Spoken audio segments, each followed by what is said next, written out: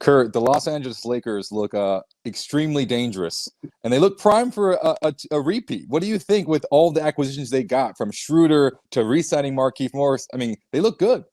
Yeah, all the upgrades, well, I'm calling them upgrades. Like, it's nothing one thing is dramatic, right? But Dennis Schroeder is an upgrade over Rajon Rondo as your secondary playmaker. Marc Gasol and Montrezl Harrell up front are better than JaVale McGee and Dwight Howard. Like, you get the sixth man of the year energy. You get a former defensive player of the year in Marc Gasol, who's just, those kind of high IQ guys thrive with LeBron, right? Like, the guys they put together on this roster now, you get Morris back, you get KCP back, who's probably their third best player in the playoffs. Everything they did made the championship team with LeBron James and Anthony Davis just a little better. They're going to be so hard to knock off the top of the mountain now. Yeah, we were thinking about, the Clippers and what they had. I was like, what piece do you add to the Clippers? And I was thinking to myself, how could this Lakers team get better? And they somehow managed to either match or exceed what they had last year. And last year they looked dangerous. And remember, at the beginning of the season, there were questions around that team. People were like, okay, well, are the Lakers as good as they seem to be? But then once we saw the playoffs, I mean, playoff Rondo went out of this world. And you're right, Marc Gasol is another high IQ player. I don't know, I don't know how IQ is how his IQ matches against a guy like Rondo. But either way, when you have LeBron on the floor and Mark, who's a big, who can pass the ball, that's going to be a very dangerous combination, I think. Yeah, their passing is good. And look, what really got them last year, right, was the defense. And I don't think they downgraded that much. Rondo has this great defensive reputation with fans because he was a great defensive player, but he's not quite that guy anymore. They've still got, by the way, Wes Matthews for Danny Green essentially swapping out on the wings is at least even, if not a slight upgrade.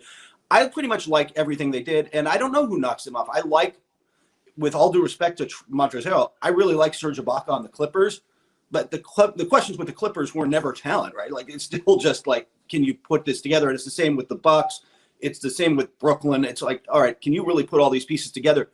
I don't question if LeBron James can get that locker room into shape. The thing about the Lakers, too, that is so amazing is when I think about their bench players or their other starters, that was a big concern in the playoffs. Anthony Davis is going to put up crazy numbers. LeBron's going to put up crazy numbers. But can KCP put up those numbers that they needed him to? That was always the question. Can Kuzma, can he deliver on a consistent basis for them down the road? And now you got Schroeder, who played incredibly well next to Chris Paul, who's another high IQ guy in OKC. I mean, you got to love that addition to the Lakers. You just got to love that. They added, with Schroeder and Montrezl Harrell, 1 and 2 in Sixth Man of the Year voting last year to the roster. Talk about deep. So we know the Lakers are going to be the Lakers. There's no question about that. But who's another team that you're looking forward to watching kind of blossom this year? There are a few that I think are going to take steps forward, but I think the two that could like into the playoff leaps that were on the, if you're looking forward at NBC Sports, we've got a list of the 5 I thought were the most improved.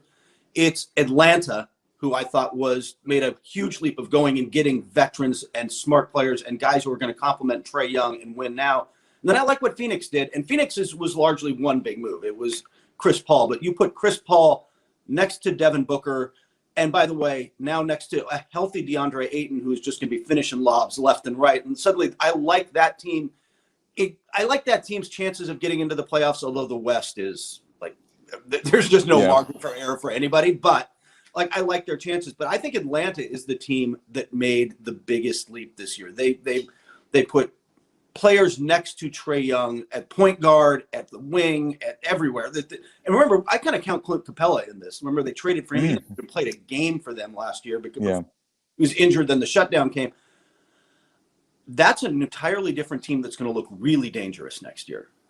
We keep seeing these young players who almost like struggle on an island. They don't have help, right? You think about like Anthony Davis in New Orleans. You think about Kristaps Porzingis when he was in New York. There are guys who are talented, but then they kind of just, flounder for a bit without that additional help. But now Trae Young has a lot of help. And not only did he already had a nice, solid core of young guys there with, most notably John Collins. But now you bring in those extra pieces and you bring in a veteran guy like Rondo where he can learn from and teach him that kind of IQ that will take Trae Young's game to a next level. Because the thing about Trae Young, he's incredibly talented and he's spectacular to watch. But he does not make the best shot decisions. The shot selection is questionable. And I think when you have a guy like Rondo who's been there, done that, and knows the game in and out, that's going to take Trae Young's game to a whole new level. Right. I think Rondo, and by the way, they get Chris Dunn for when they need to lock guys down at the point, which is Chris Dunn's a really good defender. The other thing I'll just say to watch there, they've loaded up that front court. There's a lot of talk around the league about John Collins on the move. We'll see if that happens, but remember, his payday is coming up. He's at the end of his rookie deal, and he's a 20-10 guy. Like he's bouncy as all get out. Like he's got some hops. He's going to get buckets, but I don't think the Hawks are convinced they want to pay him what he's going to be paid on the open market, and they're going to look around. We'll see if they end up trading him, but there's a lot of buzz that he can be had in a deal if you're willing to give the Hawks another piece to help them now. Yeah, I don't know if I'd let him walk, but I'm not the GM. That's the GM's problem to deal with. And when you're talking about the Suns too, yeah, you mentioned it. You had DeAndre Ayton. You have a Devin Booker who's feeling very confident playing at the top of his game. And we saw what Chris Paul did in OKC when they had less than a 1% chance to get to the playoffs. He took them there. And he had Dennis Schroeder, who obviously blossomed into his own kind of position. Now is going to go help the Lakers maybe get a repeat. But I would love to see Chris Paul's effect on Devin Booker moving forward, because Devin Booker's already there, and with Chris Paul 1-2 punch, that could be extremely dangerous. You know what else Chris Paul brings? That's a team. Look, with Robert Sarver putting goats in his GM's office type of culture. Chris Paul's not going to have that. Not only with ownership, like he's not going to have it in the locker room.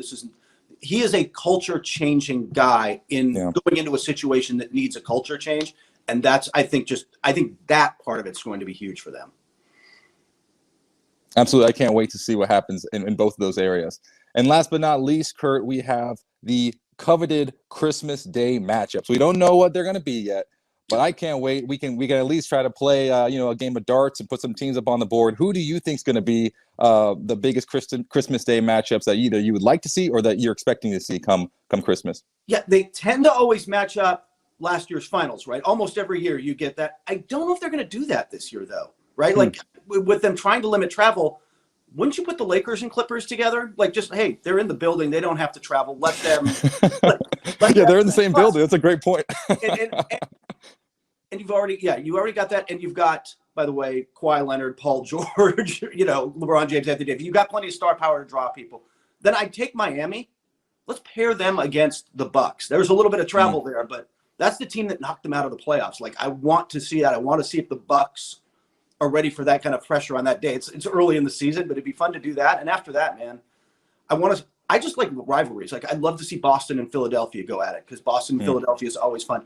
I would like to see, I don't know if they're going to do this, put Utah and Denver as the last game. Yeah, so we can watch. For sure. That one to me is a no-brainer. That's like the first game that I would schedule. That matchup between Jamal Murray and Donovan Mitchell was, it was incredible television. I would sign up to watch that. For me, that's the first game. After that, though, I know travel's an issue. So once again, this is an idealistic. I would just love to see Luka Doncic versus LeBron. For me personally, I would love to see that Dallas, Los Angeles, even more so than the Lakers Heat, because even with a healthy Bam and a healthy Goran, I don't know if I want to see that game. Does that make sense, Kurt? Like, I'm not sure if I want to see a rematch of the finals.